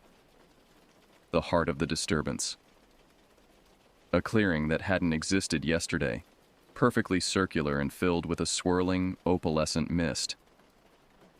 In the center stood the creature I'd seen the night before, but now I could see it clearly. It was tall, easily 7 feet, with limbs that were too long and jointed in the wrong places. Its skin was pale and seemed to shift and ripple, as if it wasn't quite solid. But it was the face that drew the eye and chilled the soul. Those huge black eyes that seemed to contain entire universes. And that mouth, open impossibly wide, from which poured that terrible, beautiful song. For a moment, we all stood frozen, caught between awe and terror. Then Simmons snapped into action. "Now!" he shouted, and Rodriguez and Chen began setting up their equipment, their movements quick and practiced. The creature turned towards us, its song changing in tone. I felt a wave of something wash over me. Not quite sound, not quite emotion, but a force that threatened to overwhelm my senses. "Alex!" Simmons's voice cut through the haze. "We need to hold it off while they work. Whatever you do, don't let it touch you." I nodded, drawing my hunting knife. It felt pitifully inadequate against this otherworldly threat, but it was all I had. The next few minutes were a blur of frantic action. Simmons and I darted around the clearing, keeping the creature's attention divided, while Rodriguez and Chen worked on whatever it was they were doing. The air crackled with energy, and I could feel reality itself groaning under the strain. And then, in a lull in the chaos, I saw her. Lily. She was standing at the edge of the clearing, her eyes wide and unfocused. She took a step towards the creature, her movements jerky and unnatural. "Lily!" I shouted. "Lily, stop!" For a moment, just a moment, I saw recognition flicker in her eyes. Then the creature's song swelled, and she continued her slow, inexorable march towards it. I didn't think. I just acted. I ran towards Lily, knowing that I was putting myself directly in the creature's path. I could hear Simmons shouting something, but the words were lost in the overwhelming song. Just as I reached Lily, just as my hand closed around her arm, I felt something cold and alien brush against my back. The world exploded into a kaleidoscope of impossible colors and sounds. I felt myself falling through space and time, through realities I couldn't begin to comprehend. And then, darkness. I don't know how long I was unconscious. When I finally came to, I found myself lying on a hospital bed, the steady beep of a heart monitor filling the room. My whole body ached, and my head felt like it was stuffed with cotton. As my vision cleared, I saw Frank sitting in a chair beside the bed. He looked older than I'd ever seen him, deep lines etched into his face. "Welcome back," he said, his voice rough with emotion. I tried to speak, but my throat was dry and raw. Frank helped me sip some water before I tried again. "Lily," I managed to croak out. Frank's face broke into a tired smile. "She's alive. You saved her, Alex. She's in the hospital too, but the doctors say she'll make a full recovery." Relief washed over me, so intense it was almost painful. But as the fog in my mind began to clear, other questions arose. "The creature?" I asked. "What happened?" Frank's expression grew serious. "It's complicated. Simmons and his team managed to close whatever portal that thing came through. They used some kind of advanced technology I don't pretend to understand. The creature, well, they say it's gone. Back to wherever it came from." I nodded slowly, trying to process this information. "And the forest?" Frank sighed. "It's still there, but it's different. The areas closest to where we found you and Lily are off limits now. The official story is environmental contamination, but..." He trailed off, shaking his head. I understood. How could we explain what had really happened? Who would believe us? How long was I out? I asked, suddenly realizing I had no idea what day it was. 3 weeks, Frank replied, and I felt my breath catch in my throat. The doctors, well, they weren't sure you were going to wake up at all. I lay back, trying to absorb this. 3 weeks. It felt like only moments had passed since I'd reached for Lily in that impossible clearing. Lily's friends? I asked, remembering the promise I'd made to them. They're okay, Frank assured me. They've been here every day, checking on both you and Lily. They're good kids. Over the next few days, as I regained my strength, I learned more about what had happened. The official report was vague, full of bureaucratic language that said nothing while implying everything. Terms like unexplained phenomenon and temporary spatial anomaly were used liberally. Simmons visited me once, the day before I was discharged. He looked tired, but satisfied. You did good out there, Thornton, he said. Not many people could have done what you did. And what exactly did I do? I asked. My memories of those final moments in the clearing were hazy at best. Simmons smiled slightly. You broke its hold on the girl, brought her back. Not many people can resist that kind of influence. I nodded, though I wasn't sure I fully understood. What was it? Where did it come from? Simmons's expression turned serious. There are things out there, Thornton. Things that exist in the spaces between what we know. Sometimes they find their way through. Our job is to make sure they don't stay. He left soon after, leaving me with more questions than answers. But I knew better than to push. Some things, perhaps, were better left unknown. A week after I was discharged, I returned to Oakwood Grove. The forest looked the same at first glance, but as I walked the familiar trails, I could feel the difference. There was a tension in the air, a watchfulness that hadn't been there before. The trees seemed to whisper secrets to each other as I passed. I found myself at the edge of the quarantine zone, staring into the depths of the forest that had once been my second home. Yellow tape and warning signs marked the boundary, but they seemed almost laughably inadequate given what lay beyond. I wouldn't go in there if I were you, a voice said behind me. I turned to see Lily, looking pale but determined. Her friends stood a respectful distance away, watching us with concerned expressions. I wasn't planning to, I assured her. How are you feeling? She shrugged, her eyes never leaving the forest. Physically? Fine. The doctors say there's nothing wrong with me. But... She trailed off, and I saw a shadow pass over her face. You remember? I said. It wasn't a question. She nodded. Not everything, but enough. That song. I can still hear it sometimes in my dreams. I put a hand on her shoulder, feeling a surge of protectiveness. It's over now. It can't hurt you anymore. Lily turned to look at me, her eyes filled with a wisdom far beyond her years. Is it? Is it really over? I wanted to reassure her, to tell her that the danger had passed, but I couldn't bring myself to lie. I don't know, I admitted. But if it ever comes back, we'll be ready. She nodded, seeming to accept this. After a moment, she spoke again. I'm leaving, you know, my friends and I. We're going back home. I nodded, understanding. How could they stay, knowing what lurked in the shadows of Oakwood Grove? What about you? Lily asked. Will you stay? I looked back at the forest, feeling the weight of responsibility settle on my shoulders. Someone needed to stand guard, to watch for signs that the barrier between worlds was thinning again.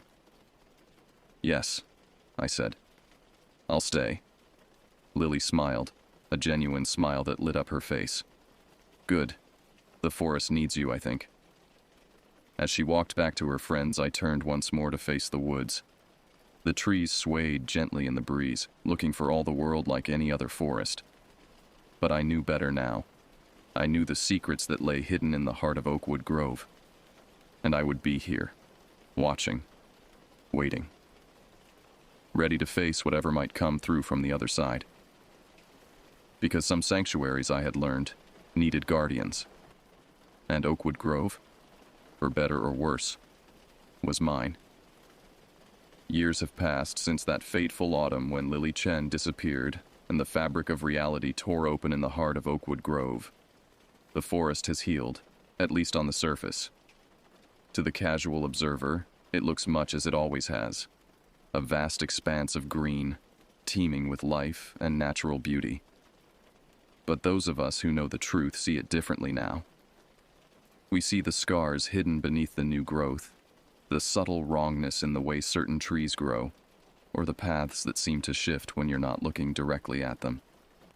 I'm still here, older now, my hair grayed and my face lined with the weight of the secrets I carry. I've become something of a legend among the younger rangers and the locals in town. They call me the guardian of Oakwood Grove, though few know the real reason why. Lily visits sometimes, usually in the autumn when the leaves are turning and the air carries a hint of otherworldly chill. She's doing well, married now, with a successful career and a life far removed from the horrors she experienced here. But I can see it in her eyes when she looks into the depths of the forest. The memory of that haunting song, the pull of something beyond our world.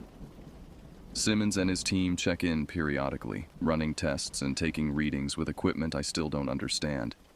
They say everything's normal, that the breach has been fully sealed. But I notice the way their hands sometimes shake, the way they flinch at unexpected sounds from the forest. As for me, I patrol the woods every day, my senses attuned to the slightest change, the faintest echo of that unearthly song. Most days, all is quiet.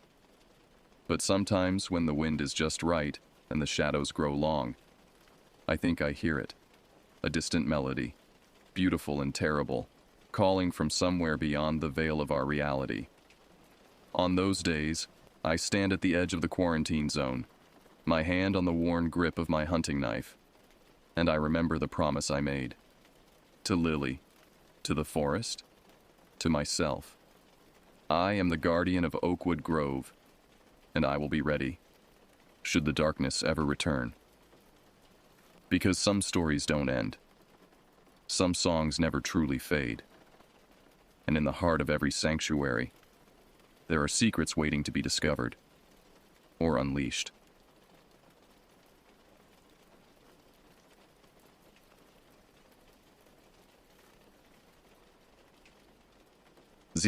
I've always been drawn to the outdoors, but not in the way Ben was. While he was scaling mountains and camping in the wilderness by age 12, I was the kind of hiker who stuck to marked trails and carried too much water.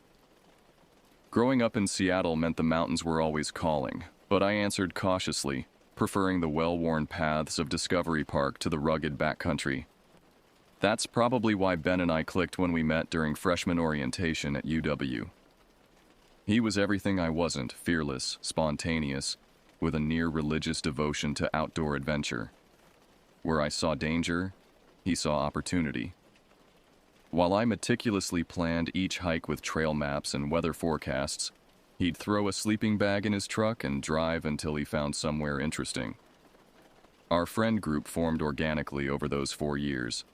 Lisa came into the picture during sophomore year, when Ben quite literally ran into her while racing down the stairs in the library.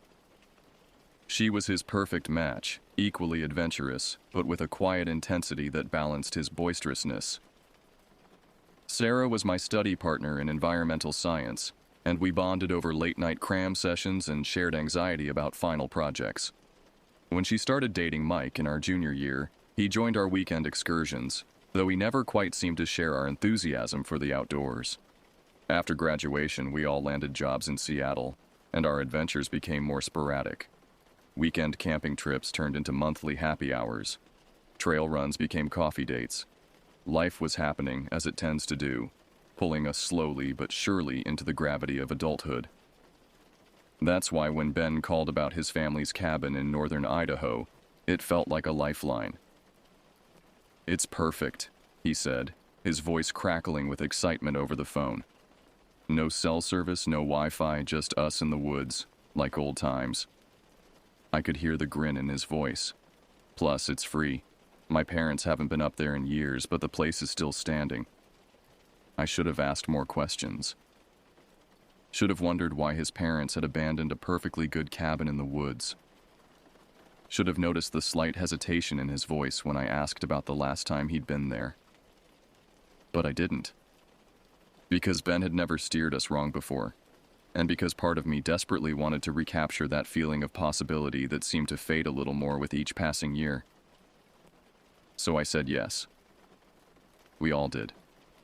5 friends, 1 cabin, 2 nights in the woods. It seemed like the perfect escape. When I think back now, I try to remember if there were signs, warning flags I should have seen.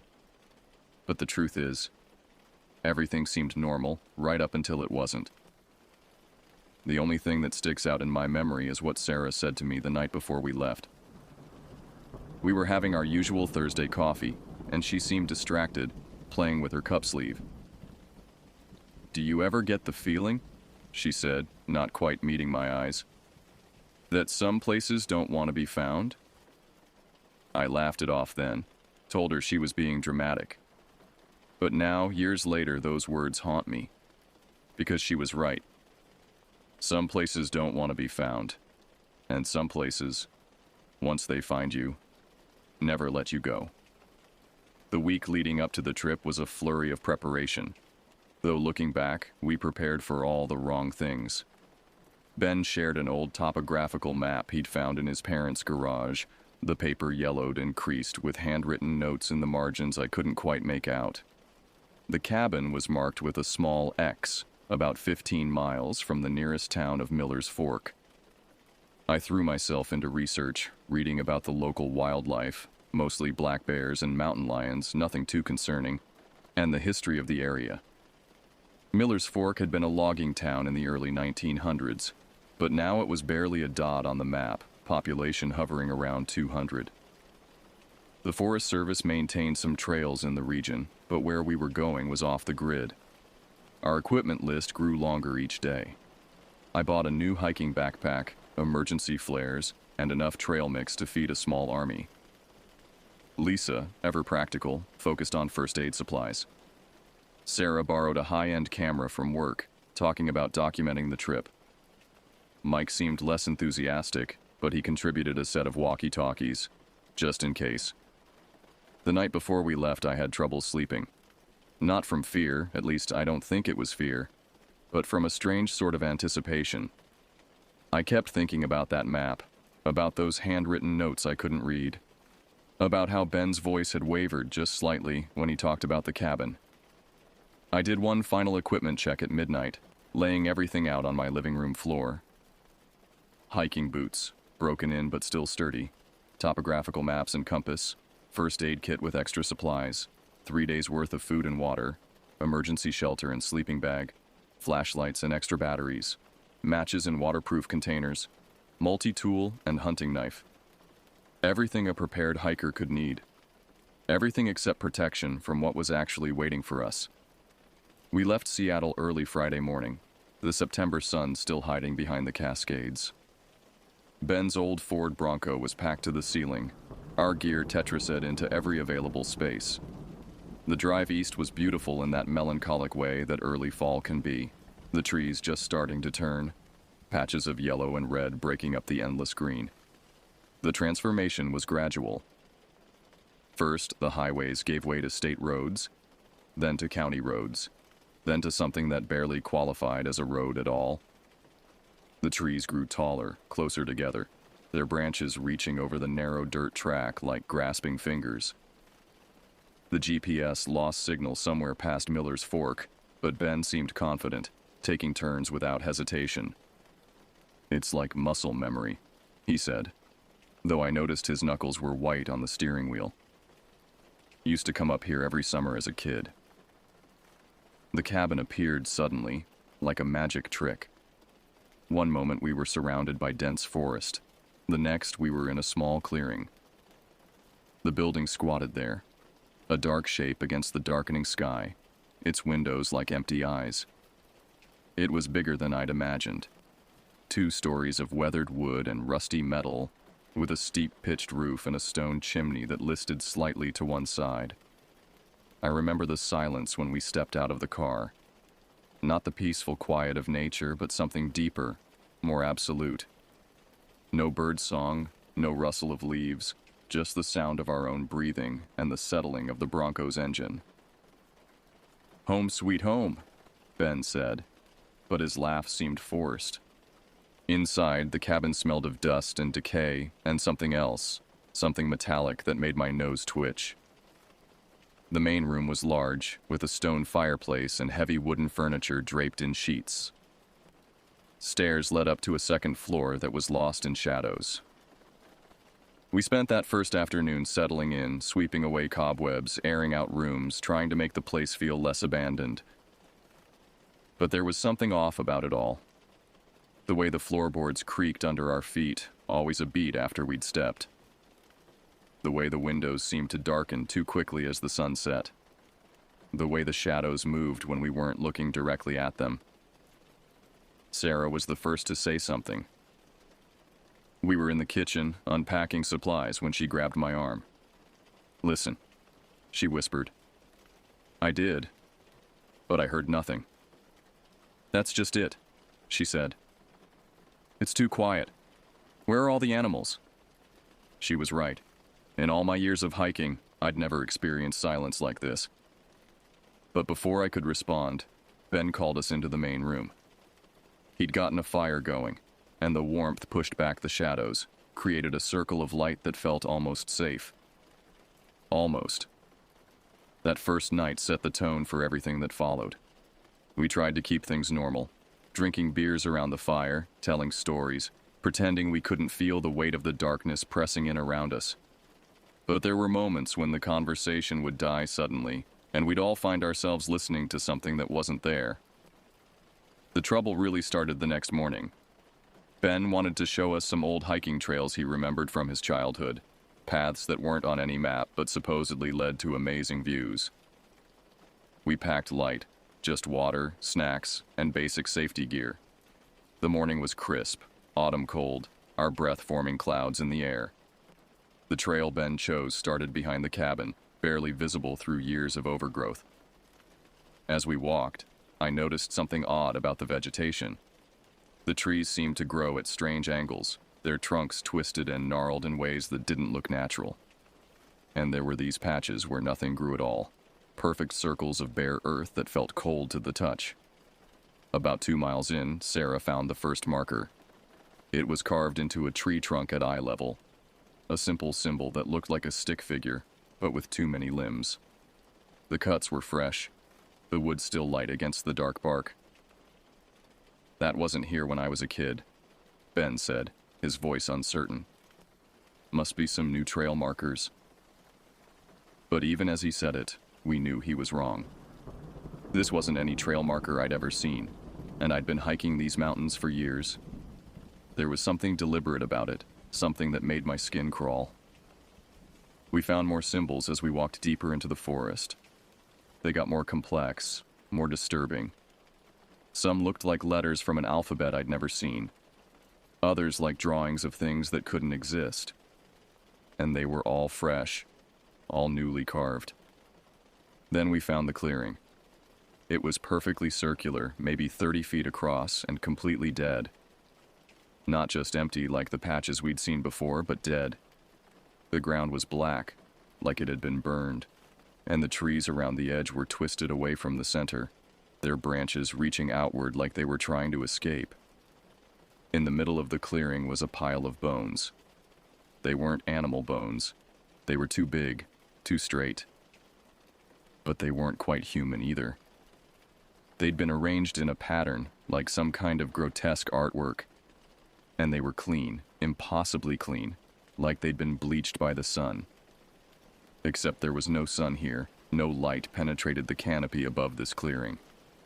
Mike was the first to step forward, drawn by some morbid curiosity. "This has to be some kind of joke," he said, reaching for one of the bones. "Don't touch it!" Lisa's voice was sharp, panicked. But it was too late. The moment Mike's fingers brushed the bone, something changed. The air got thicker, heavier, like we were underwater. And the silence. That unnatural silence that had been following us since we arrived, suddenly broke. It started as a low hum, just at the edge of hearing. Then it grew, becoming a vibration we could feel in our teeth, in our bones. The pile of bones began to tremble, small pieces clicking together like horrible wind chimes. And then we heard the scream. It came from everywhere and nowhere, a sound that shouldn't have been possible for any living thing to make. High and low at the same time, like multiple voices layered together in perfect discord. It went on, building in intensity until I thought my head would explode. When it finally stopped, we ran. We ran like children, crashing through the underbrush, tripping over roots, our only thought to get away from that clearing. But in our panic, we lost the trail. The forest that had seemed merely creepy before now felt actively malevolent. The trees seemed to move when we weren't looking directly at them, the shadows grew deeper, and that humming sound followed us, always just quiet enough to make us doubt whether we were really hearing it. We ran for what felt like hours but was probably only minutes, until we finally stopped, gasping for breath. None of us wanted to admit we were lost, but it was obvious.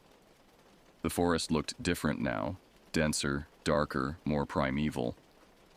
The trees here were ancient, their trunks wider than cars, their branches forming a canopy so thick that only occasional shafts of light reached the forest floor. "We need to get back to the cabin," Sarah said, her voice shaking. "Ben, which way?" But Ben just stood there, staring at something in the distance. His face had gone pale, and his hands were trembling. "This isn't right," he whispered. "These trees, they weren't here before. None of this was here." That's when we noticed the carvings. They covered the trees around us, hundreds of symbols, some familiar from the trail, others new and more complex. They seemed to move in the corner of your eye, shifting and changing when you weren't looking directly at them. And they were bleeding. Dark liquid oozed from the fresh cuts, too dark to be sap, too thick to be water. It ran down the trunks in rivulets, pooling at the bases of the trees. The smell was overwhelming, metallic and organic like copper and rot. Lisa started crying, quiet, desperate sobs that seemed to echo in the unnatural silence. Mike put his arm around her, but I could see he was shaking too. We all were. "We need to move," I said, trying to keep my voice steady. "Standing still isn't safe." But which way? Every direction looked the same. Endless trees, endless symbols, endless darkness. Ben had always been our navigator, but now he seemed lost in more ways than one, his eyes distant, unfocused. That's when we heard it again. That impossible scream. Closer this time.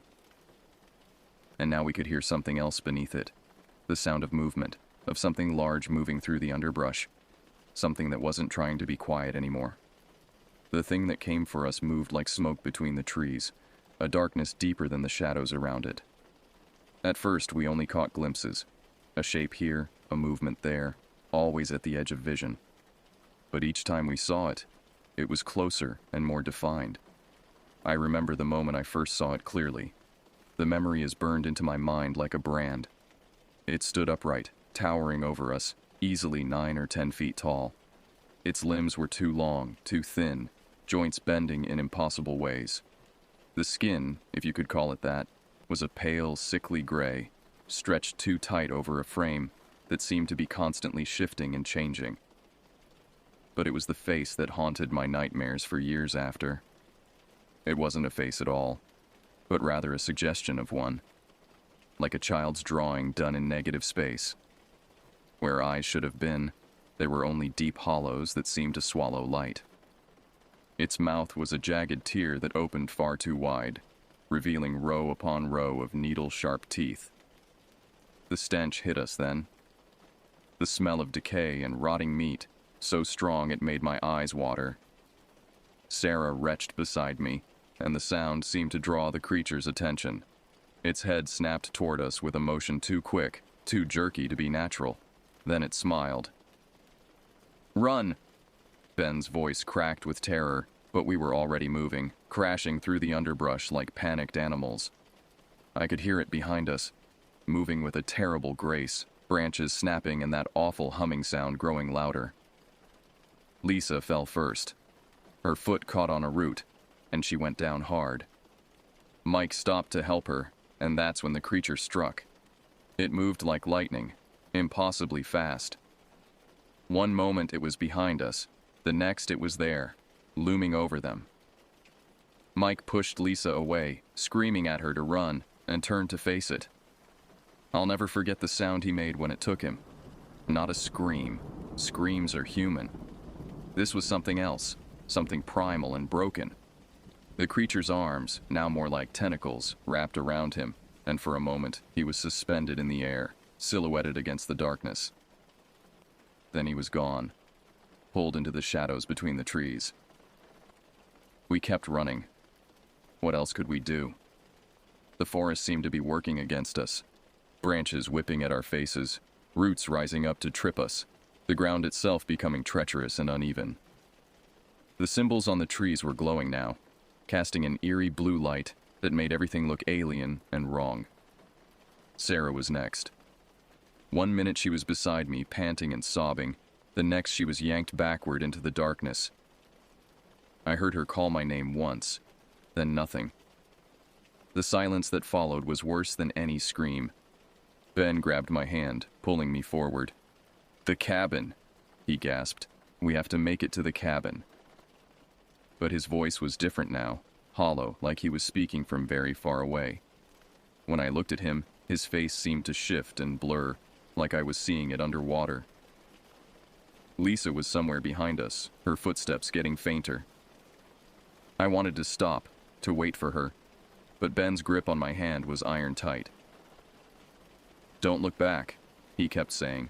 "Whatever you do, don't look back." But I did look back. Of course I did. And I saw it. The creature had Lisa. It was holding her up like a puppet, its 2 long fingers wrapped around her throat.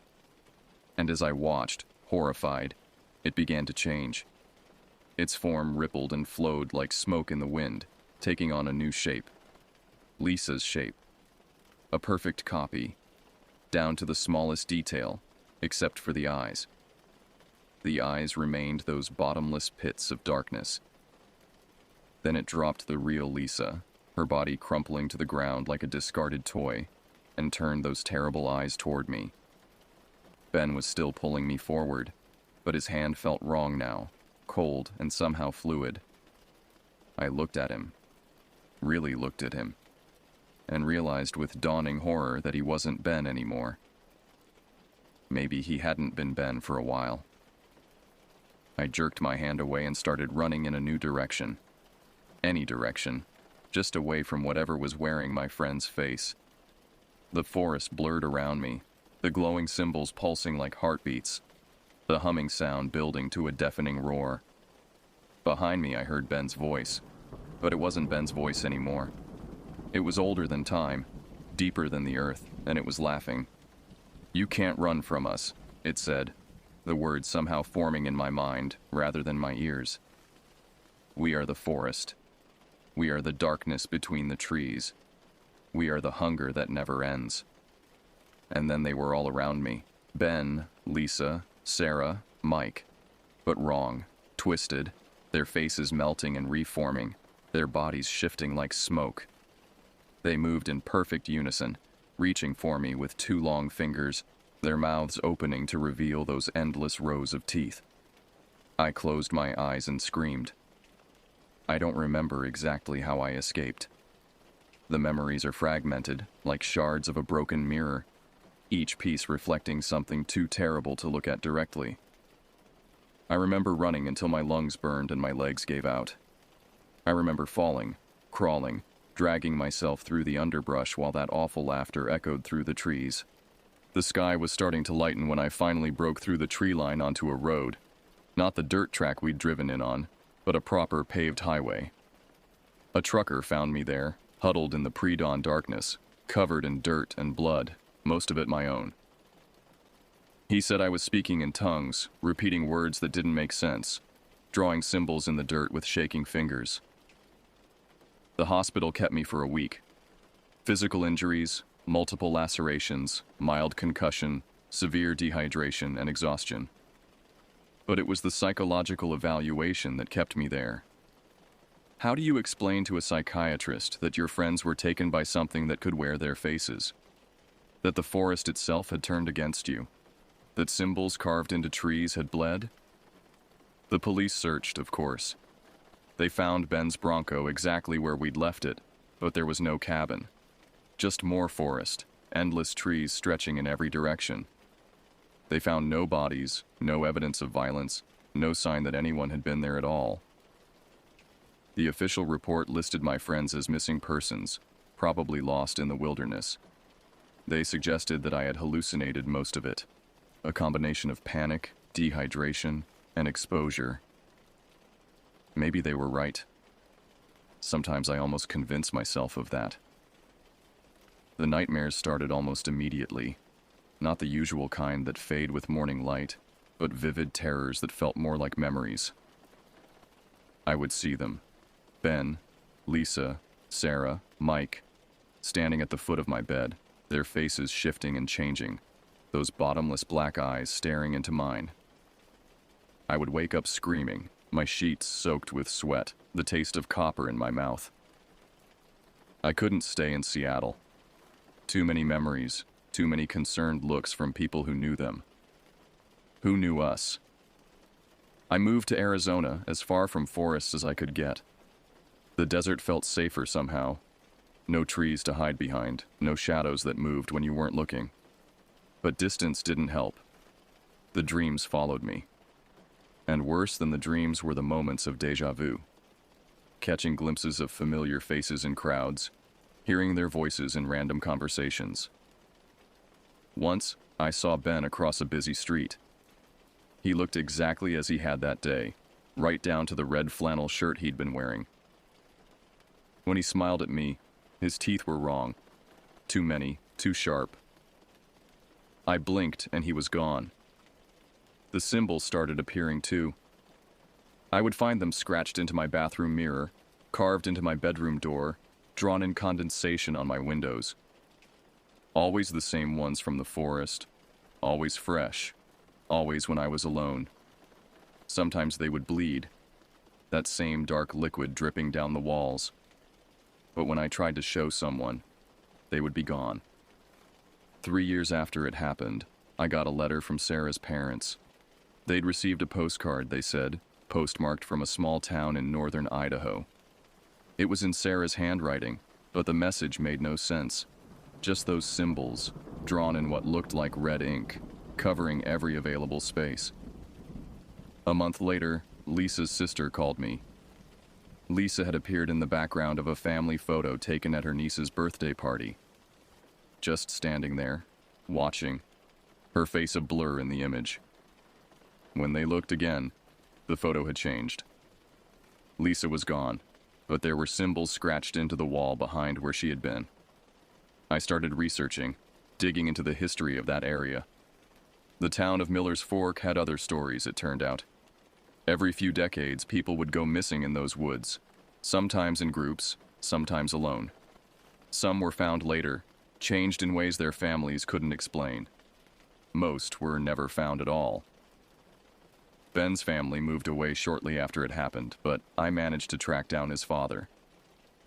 He was in a nursing home in Florida, his mind mostly gone, but he had moments of clarity.